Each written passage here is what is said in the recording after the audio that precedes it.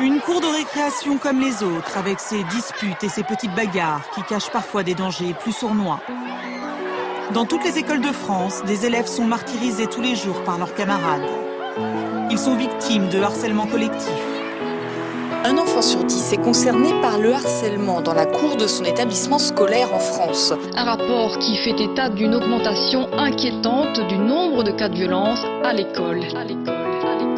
Petite Émilie, 6 ans et demi, est l'unique fille d'une famille reconstruite. Une mère pour qui elle est toute sa vie, et un beau-père qui l'aime comme si elle était de lui. Si gentille, si belle, des yeux qu'on sorcelle. Pour ceux de sa mère, elle en était la prunelle. Elle ne pouvait pas vivre l'une sans elle. Leur relation était devenue plus que fusionnelle.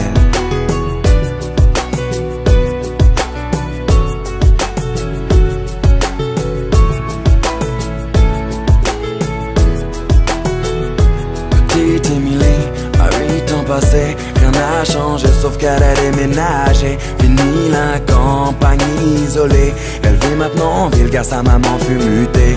Une nouvelle école, de nouveaux amis, elle ne mit pas longtemps à s'adapter à cette vie. Du haut de ses 8 ans, on peut dire qu'elle est ravie, car tout va pour le mieux pour petite Émilie.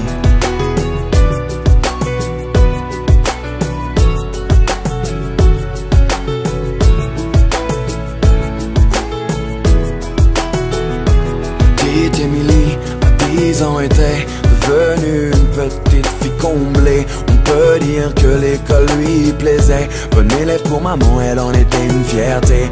Un peu rondelette, de bonnes petites joues. Elle essuie les critiques de quelques jaloux. Devant les profs, ils l'appelaient bouffe-tout. Mais ce ne sont que des enfants après tout. Depuis quelque temps, une nouvelle forme de violence se développe sur les réseaux sociaux. Elles prennent différentes formes, elles peuvent prendre la forme de châtiment corporel, mais elles peuvent aussi prendre une forme plus insidieuse, qui est tout ce qui est la violence plus psychologique. Petite Émilie, à 12 ans maintenant, adolescente enfermée aux grandes dames de maman.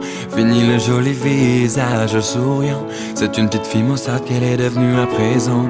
Faut dire qu'au collège, tout avait changé. Trop d'élèves ne faisaient que de se moquer.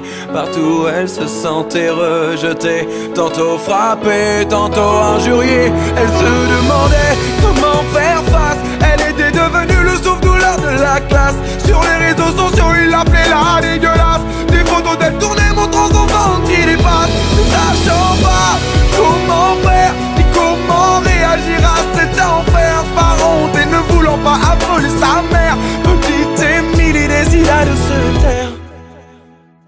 Mais un soir de décembre, petite Émilie rentra chez elle dénudée. Ses camarades, tous ensemble, l'avaient enfermée dans le vestiaire pour la toucher. C'en était trop pour elle, trop qu'elle ne puisse encore supporter. Alors elle étendit ses ailes, prit son envol vers la paix.